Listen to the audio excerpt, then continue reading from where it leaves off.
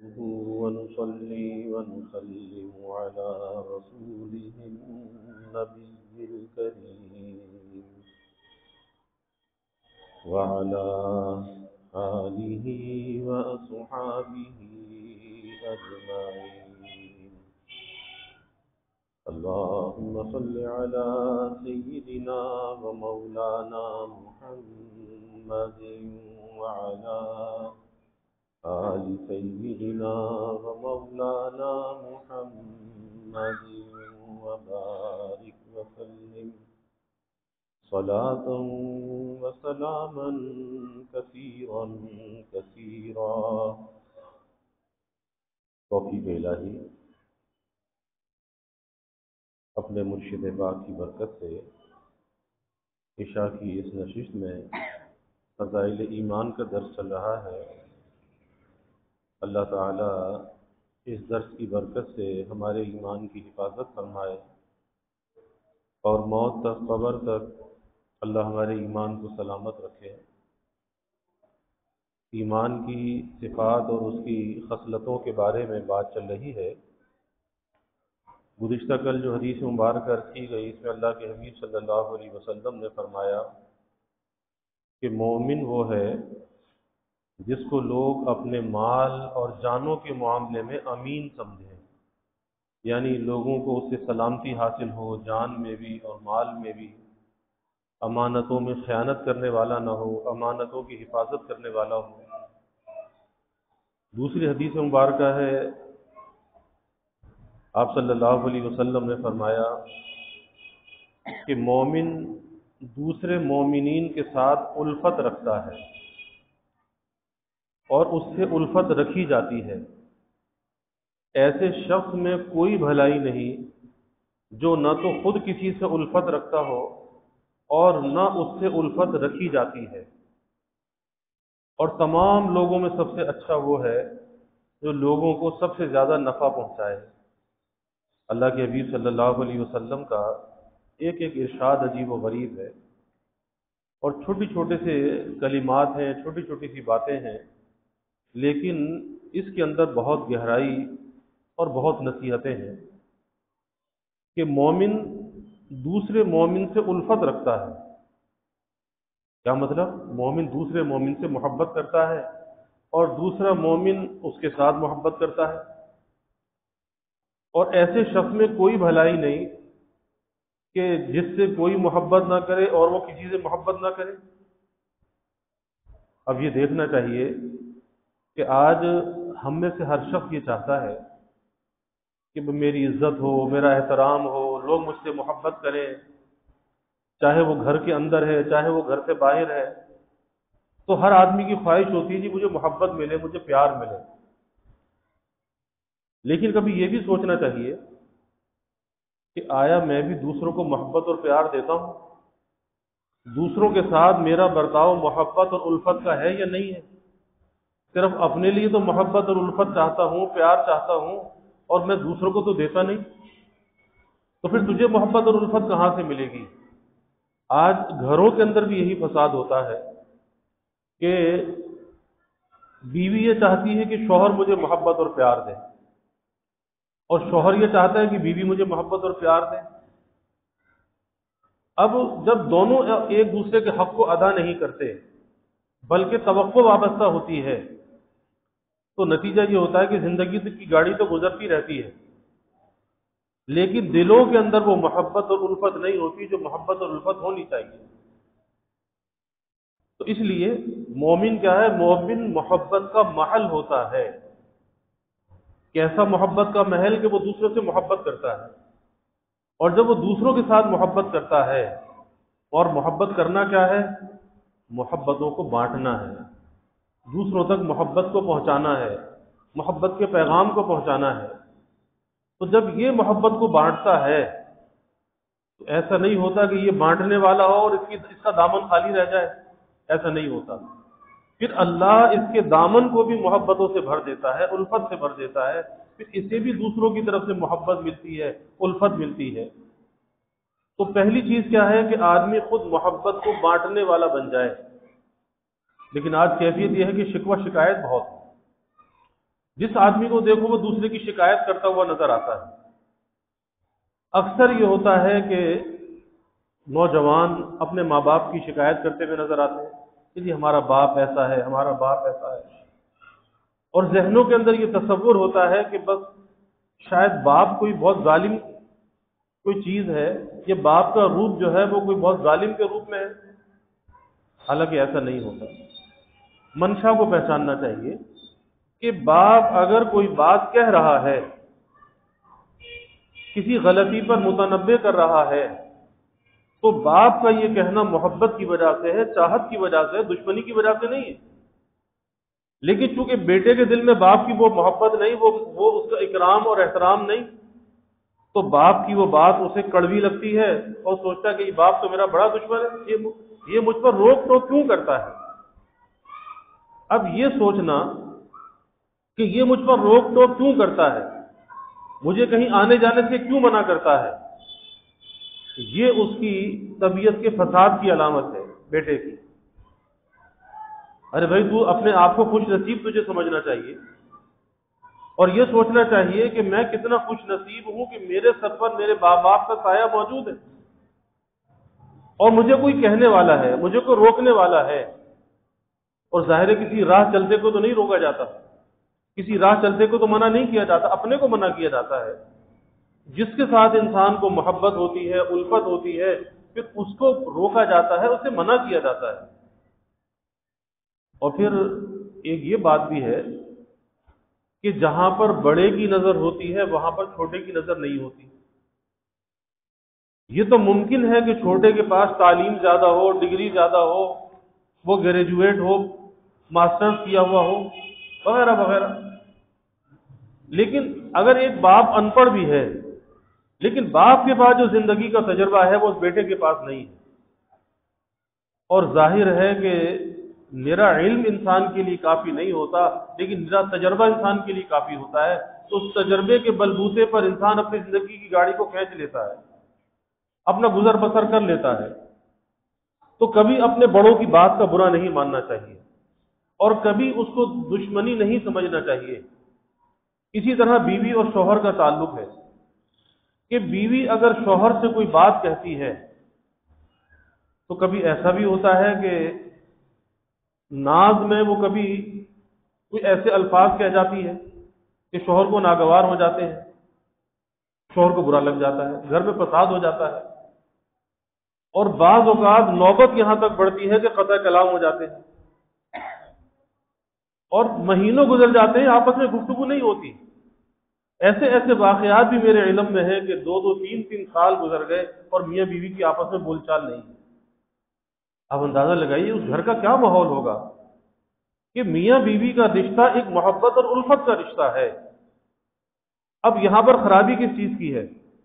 خرابی اس چیز کی ہے کہ شوہر اس بیوی کے منشا کو نہیں پہچانتا، اس کا منشا کیا ہے، اور ظاہر اس کا منشا دشمنی نہیں ہوتی، دوستی ہوتی ہے، اس کا منشا محبت ہوتی ہے، لیکن اسے کہنے کا انداز نہیں آتا۔ کبھی جذبات میں کوئی ایسی بات کہہ جاتی ہے، اس کے الفاظ کا جو انتخاب ہے، کبھی وہ الفاظ کا انتخاب صحیح نہیں ہوتا لیکن منشا اس کا خراب نہیں ہوتا۔ اس لیے اس کے منشا کو پہچاننا چاہیے کہ بھئی اس کا منشا کیا ہے، اور جب آدمی کی نظر اس منشا پر ہوگی کہ یہ کسی چیز کا اگر تقاضا کر رہی ہے، کہہ رہی ہے، تو آخر اس کا منشا کیا ہے، کوئی گھر کا فائدے کی بات کر رہی ہے، کوئی اولاد کے فائدے کی بات کر رہی ہے، کوئی گھر کے ضرورت کی بات کر رہی ہے، اس میں غصے کی کون سی بات ہے؟ اور پھر بات میں غصہ آنا، یہ تو ایک انسان کی انانیت کی پہچان ہے، تکبر اور بڑائی کی علامت ہے۔ تو اس لیے اللہ کے حبیب صلی اللہ علیہ وسلم نے بڑے واضح انداز میں فرمایا کہ مومن دوسرے مومن سے الفت رکھتا ہے، یعنی محبت رکھتا ہے، اور وہ محبت کس لیے ہوتی ہے؟ وہ محبت بے لوث ہوتی ہے۔ وہی بات جو پہلے بھی گزر چکی کہ محبت اللہ کے لیے ہو اور بغض بھی اللہ کے لیے ہو، وہ اپنی نفسانی غرض کے لیے نہ ہو۔ تو اسی طرح سے مومن کی جو دوسرے مومن سے محبت ہے وہ بے لوث ہونی چاہیے، یعنی بلا کسی تفریق کے وہ محبت ہونی چاہیے۔ یہ نہیں کہ کوئی میرے ساتھ بھلائی کا معاملہ کرے تو میں اس کے ساتھ بھلائی کا معاملہ کروں، اور کوئی مجھے سلام کرے تو میں اسے سلام کروں، تو پھر یہ بے لوث تعلق نہیں ہے، یہ تو ایک مکافات ہے، ایک بدلہ ہے۔ تو مومن دوسرے مومن سے محبت رکھتا ہے اور اس سے الفت رکھی جاتی ہے، یعنی جب ہم کسی سے محبت کرتے ہیں تو اللہ کے حبیب صلی اللہ علیہ وسلم ہمیں یہ بتا رہے ہیں، ارے جب تم کسی سے محبت کرو گے تو دوسرا بھی تم سے محبت کرے گا۔ اس کے سینے میں کوئی پتھر نہیں ہے، اس کے سینے میں دل ہے، وہ بھی آخر آپ کی محبت کو، آپ کے جذبات کو محسوس کرے گا اور وہ بھی آپ سے محبت کرنے لگے گا۔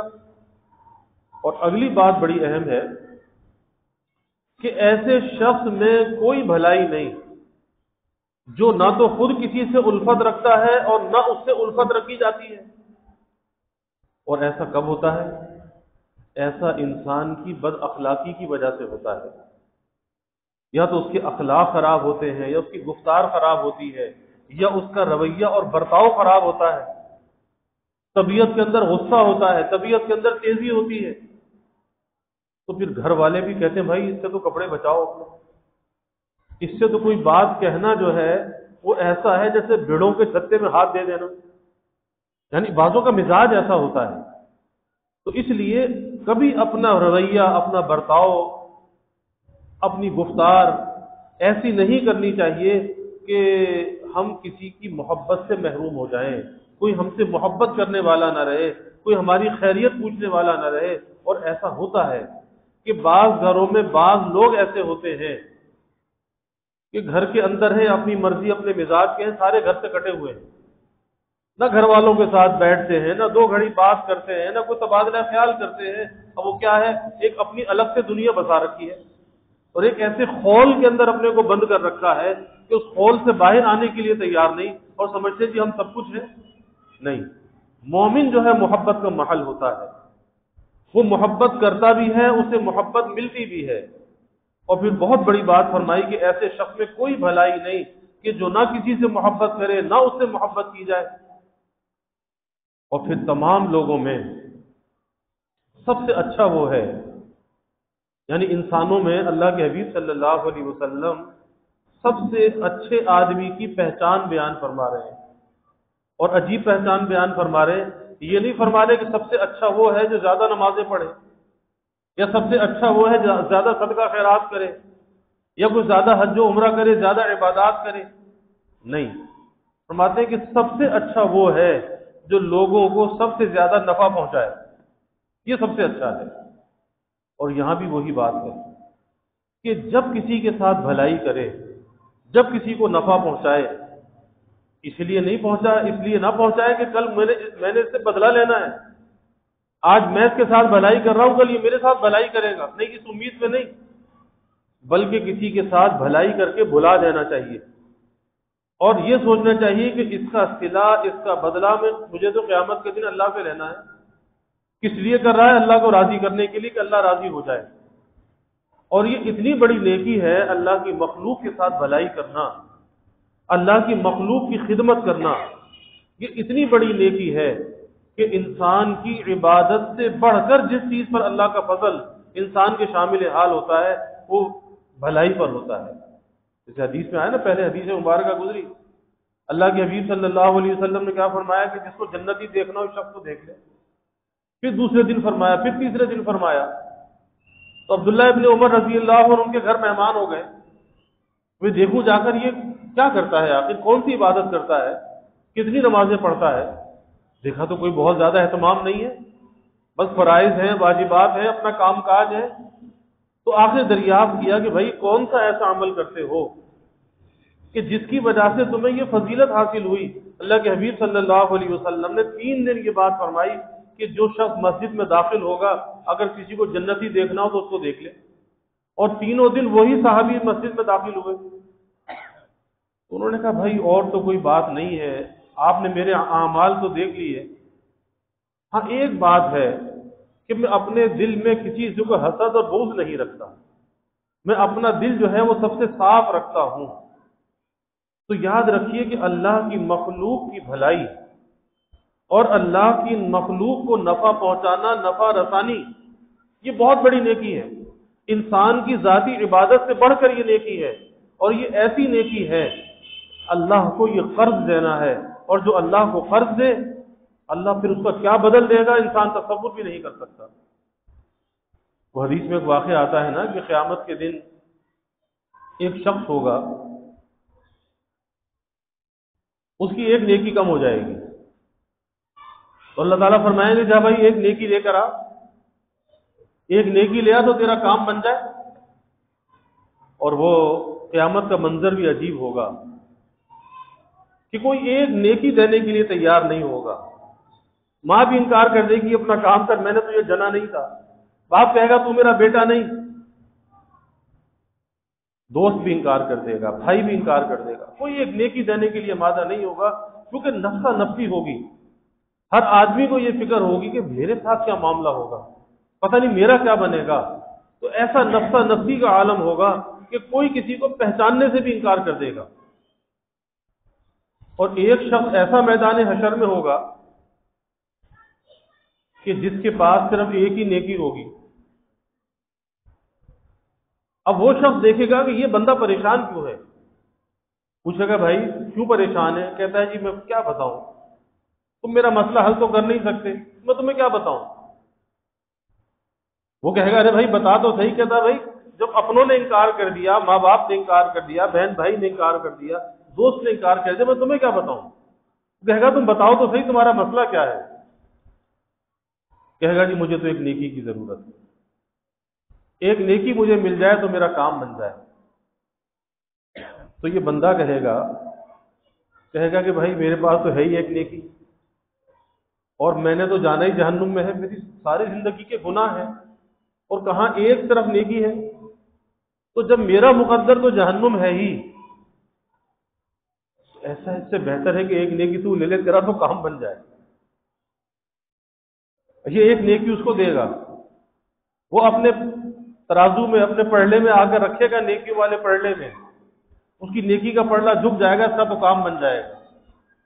اللہ تعالیٰ فرمائیں گے کہ بھائی کون ہے یہ جو میدان حشر میں بھی سخاوت دکھا رہا ہے، نیکیاں بانٹ رہا ہے، یہاں پر کون ہے یہ؟ اس کو لے کر آؤ۔ اللہ کے سامنے پیش کیا جائے گا۔ اللہ پوچھے گا کہ تو نے اپنی نیکی اس کو کیوں دے دی؟ یہ کہے گا کہ یا اللہ میرے پاس تو ایک ہی نیکی تھی، اور میں نے تو جانا ہی جہنم میں ہے، تو اس لیے میری نیکی کا اگر مجھے فائدہ نہیں ہوتا تو میری نیکی کا میرے بھائی کو فائدہ تو ہو جائے، اس کا تو کام بن جائے، یہ تو جنت میں چلا جائے۔ اب یہ کیا ہے؟ یہ نفع رسانی ہے، دوسرے کو فائدہ پہنچانا ہے، اور یہ معمولی عمل نہیں، بہت بڑا عمل ہے۔ اب یہ اللہ کے سامنے کھڑا ہے اور سوال کا جواب دے رہا ہے کہ میں نے تو اس لیے دے دی کہ اس کا کام بن جائے، میں نے تو جانا ہی جہنم میں ہے۔ اللہ تعالیٰ فرمائیں گے جب تو نے اس بندے کا خیال کیا تو جا، میں بھی تجھے معاف کرتا ہوں اور تجھے میں جنت دیتا ہوں۔ اب یہ ایسا شخص ہوگا کہ جس کے پاس ایک بھی نیکی نہیں ہوگی، لیکن اللہ کے ایک بندے سے بھلائی کرنے کی بنا پر، اور کہاں میدان حشر میں، اس کو نفع پہنچایا، اس کے ساتھ بھلائی کی، اللہ اس بھلائی کی وجہ سے اسے جنت دے دے گا۔ تو واقعی یہ بہت بڑا عمل ہے۔ اس لیے اللہ کے حبیب صلی اللہ علیہ وسلم فرماتے ہیں کہ تمام لوگوں میں سب سے اچھا وہ ہے جو لوگوں کو سب سے زیادہ نفع پہنچائے۔ یعنی انسان اگر اپنی زندگی کا مقصد جو ہے وہ خدمت خلق بنا لے، لوگوں کی خدمت بنا لے۔ آج تو ہم چاہتے ہیں لوگ ہماری خدمت کریں، ہم کسی کی خدمت نہ کریں۔ ارے بھائی جو خادم ہوتا ہے وہی مخدوم بنتا ہے، اللہ خادم کو مخدوم بنا دیتا ہے، پہلے خادم تو بن جاؤ۔ جو چھوٹا بنتا ہے اللہ اسے بڑا بنا دیتا ہے، پہلے چھوٹے تو بن جاؤ، اللہ تمہیں بڑا بھی بنا دے گا۔ تم اپنی نظر میں اپنے کو مٹاؤ تو صحیح، اپنے آپ کو فنا تو کرو، اللہ تمہیں بقا عطا کر دے گا۔ لیکن وہی بات ہے کہ پہلے چھوٹا بننا پڑتا ہے، پہلے اپنی انا کو مٹانا پڑتا ہے، پہلے اللہ کی مخلوق کے ساتھ بھلائی کرنی پڑتی ہے، پھر اس کے بعد کہیں جا کے اللہ کا فضل متوجہ ہوتا ہے۔ تو میں یہ عرض کر رہا ہوں کہ اگر انسان اپنی زندگی کا مقصد یہ بنا دے اللہ کی مخلوق کی نفع رسانی، اور وہ بھی بے لوث اللہ کی رضا کے لیے، اس میں شہرت نہ ہو، نام و نمود نہ ہو، ورنہ آج تو کیا ہوتا ہے، ابھی سیلاب آیا تھا نا، کہ کوئی 10 راشن کے تھیلے بھی تقسیم کر رہا ہے تو اس کی بھی ویڈیو فیس بک پہ چل رہی ہے، ارے بھائی کیوں کسی کی عزت نفس سے کھیلتے ہو؟ کیوں کسی کو رسوا کرتے ہو کہ ایک راشن کا تھیلا 2-4 ہزار روپے کا اس کو دیا، اس کی تصویر لے لی؟ تو یہ کیا چیز ہے؟ اللہ کے لیے دیا؟ کس لیے دیا؟ لوگوں کو دکھانے کے لیے دیا؟ کہ کتنی این جی اوز کام کرنے والی، کتنے ٹرسٹ کام کرنے والے، پبلسٹی ہو رہی ہے؟ نہیں، اللہ کی رضا کے لیے ہونا چاہیے۔ اللہ کو خدمت خلق جو ہے نا، یہ بہت بڑا عمل ہے۔ اللہ کی مخلوق کی خدمت کرنا، اس سے بڑھ کر کوئی عمل نہیں ہے، اور اللہ اتنا نوازتا ہے کہ انسان تصور بھی نہیں کر سکتا۔ اور جس کا جو دائرہ ہے، اپنی حدود میں رہ کر، اپنے دائرے کے اندر رہ کر، اپنے وسائل کے اندر رہ کر وہ اللہ کی مخلوق کی خدمت کر سکتا ہے۔ اس کے لیے یہ نہیں ہے کہ کسی کے پاس کوئی 10-5 کروڑ روپیہ ہو تو خدمت کرے گا، کسی کے پاس کوئی بڑا ٹرسٹ ہو تو وہ خدمت کرے گا، نہیں۔ اپنی ذاتی کیپیسٹی کے اندر، اپنی ذاتی حیثیت کے اندر رہ کر، ذاتی وسائل کے اندر رہ کر انسان اللہ کی مخلوق کی خدمت کر سکتا ہے، لوگوں کے ساتھ بھلائی کر سکتا ہے۔ ارے کسی بھولے بھٹکے کو راستہ بتانا، یہ بھی تو صدقہ ہے نا، یہ بھی تو نیکی ہے۔ کسی بھائی مسلمان سے مسکرا کر مل لینا، یہ بھی تو نیکی ہے۔ اپنے ماں باپ کا ادب اور احترام کرنا، یہ بھی تو نیکی ہے۔ لیکن آج نیکیوں کے مواقع آتے ہیں، ہم ضائع کر دیتے ہیں۔ تو اللہ کے حبیب صلی اللہ علیہ وسلم نے ہماری رہنمائی فرمائی کہ تمام لوگوں میں سب سے اچھا وہ ہے کہ لوگوں کو سب سے زیادہ جو نفع پہنچائے۔ اب ہمیں دیکھنا چاہیے کہ ہم اللہ کی مخلوق کے لیے نفع رسانی کا ذریعہ ہیں، راحت رسانی کا ذریعہ ہے، کہ ایذا رسانی کا ذریعہ ہے۔ ہمیں دیکھنا چاہیے کہ ہماری ذات سے لوگوں کو تکلیف پہنچتی ہے یا راحت پہنچتی ہے، اور اگر ہم لوگوں کو راحت اگر نہیں پہنچا سکتے، خوشی نہیں پہنچا سکتے، اگر محبت نہیں بانٹ سکتے، تو کم از کم اتنا ضرور کرنا چاہیے کہ ہم تکلیف سے لوگوں کو بچا لیں، اذیت سے لوگوں کو بچا لیں، ایذا رسانی سے لوگوں کو بچا لیں، یعنی اپنی ذات سے، اپنی ذات کے شر سے ہم دوسروں کو بچا لیں۔ یہ بھی بسا غنیمت ہے۔ اللہ ہمیں عمل کی توفیق عطا فرمائے۔ وآخر دعوانا الحمدللہ رب العالمین والعاقبۃ للمتقین، والصلاة والسلام علی اشرف الانبیاء والمرسلین۔ اللهم صل على سيدنا ومولانا محمد وعلى آل سيدنا ومولانا محمد وبارك وسلم۔ ربنا آتنا في الدنيا حسنة وفي الآخرة حسنة وقنا عذاب النار۔ ربنا أتمم لنا نورنا واغفر لنا إنك على كل شيء قدير۔ اللهم أعنا على ذكرك وشكرك وحسن عبادتك۔ اللهم وفقنا لما تحب وترضى من القول والعمل والفعل والنية والهدى إنك على كل شيء قدير۔ اللهم ارزقنا حبك وحب حبيبك صلى الله عليه وسلم۔ اللهم ارزقنا شهادة في سبيلك واجعل موتنا ببلد رسولك۔ یا اللہ یا رحمان یا رحیم یا کریم یا ارحم الراحمین یا اکرم الاکرمین۔ یا اللہ ہمارے گناہوں کو معاف فرما، یا اللہ ہماری خطایا سے درگزر فرما، یا اللہ اپنی محبت معرفت عطا فرما، اپنی رضا والی زندگی یا اللہ نصیب فرما، رضا والے کاموں کی یا اللہ توفیق عطا فرما، یا اللہ محبتوں کو بانٹنے والا بنا، نفرتوں کو مٹانے والا بنا، یا اللہ خلق خدا سے محبت کرنے والا بنا، یا اللہ دوسروں کے حق کو ادا کرنے والا بنا، یا اللہ حق تلفیوں سے، ایذا رسانی سے یا اللہ ہماری حفاظت فرما، یا اللہ خلق خدا کے حق میں ہمیں راحت رساں بنا، یا اللہ ہمیں لوگوں کا خادم بنا، خدمت کرنے والا بنا، اپنے بڑوں کی خدمت کرنے والا بنا، اپنے بڑوں کی دعائیں لینے والا بنا، یا اللہ دل میں تکبر، عار، استکبار کو دلوں سے نکال دے، نفرت اور حقارت کو دلوں سے نکال دے، یا اللہ دلوں میں نرمی، عاجزی، زاری پیدا فرما دے، یا اللہ ظاہری باطنی ہر قسمی ترقیات عطا فرما، سب کے دلوں کے نیک ارادوں کو، تمناؤں کو از غیب پورا فرما، یا اللہ سب کی حاجات کو پورا فرما، پریشانیوں کو دور فرما، بیماریوں سے یا اللہ حفاظت فرما، ہر ناگہانی بلا اور مصیبت سے یا اللہ حفاظت فرما، زمینی آسمانی آفات سے یا اللہ حفاظت فرما، موذی امراض سے یا اللہ حفاظت فرما۔ یا اللہ سب کے علم میں، عمل میں، رزق میں خوب خیر و برکت فرما۔ ابواب رزق یا اللہ کشادہ فرما، رزق آسان عطا فرما، حلال عطا فرما، برکت والا عطا فرما۔ یا اللہ رزق ظاہر بھی عطا فرما، رزق باطن بھی عطا فرما۔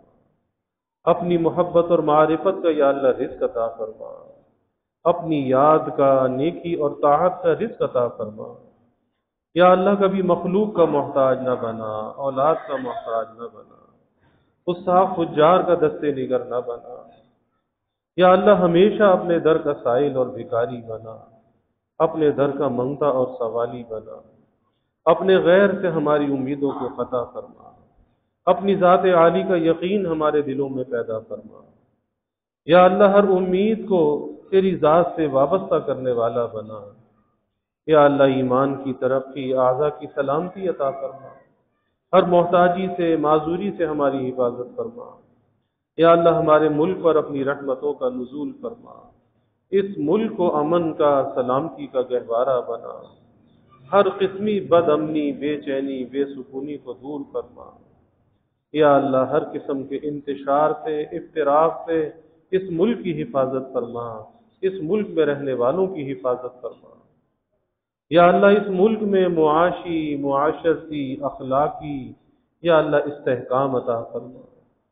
یا اللہ سب کے گھروں میں خوشیاں، راحتیں، نعمتیں، برکتیں عطا فرما، سب کے گزر بسر کو آسان فرما، سب کے سفید پوشی کے بھرم کو قائم فرما، مہنگائی کے، گرانی کے عذاب سے نجات عطا فرما، مخلوق کے آگے سوال کی ذلت سے بچا، عزت آبرو والی زندگی عطا فرما، اپنی تائید، اپنی نصرت کو ہمارے شامل حال فرما۔ یا اللہ ہمیں بے یار و مددگار نہ فرما، یا اللہ ہمیں رسوا نہ فرما، ستاریت کا معاملہ فرما، اپنی رحمت کی چادر میں یا اللہ ہمیں ڈھانپ لے، ستاریت کی چادر میں ڈھانپ لے۔ یا اللہ سب کی اولادوں کو نیک صالح بنا، آنکھوں کی ٹھنڈک بنا، مستقبل یا اللہ تابناک بنا، والدین کو اولاد کی خوشیاں دیکھنا نصیب فرما۔ یا اللہ ہماری اس مسجد کی توسیع و تعمیر کے مرحلے کو آسان فرما۔ یا اللہ ہر ضرورت کو غیب کے خزانوں سے پورا فرما۔ یا اللہ مستقبل کے جو عزائم ہے یا اللہ اس میں کامیابی عطا فرما۔ یا اللہ موانع سے، رکاوٹوں سے یا اللہ حفاظت فرما، اپنی مدد اور نصرت کو یا اللہ نازل فرما۔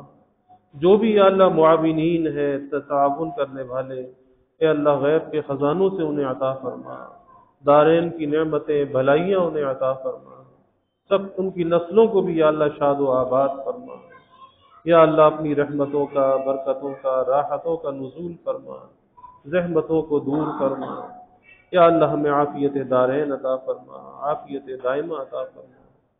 ربنا تقبل منا انك انت السميع العليم وتب علينا انك انت التواب الرحيم وجزى الله عنا محمدا صلی اللہ علیہ وسلم ما هو اہلہ وصلی اللہ تعالی وسلم علی النبی الکریم آمین برحمتک یا ارحم الراحمین۔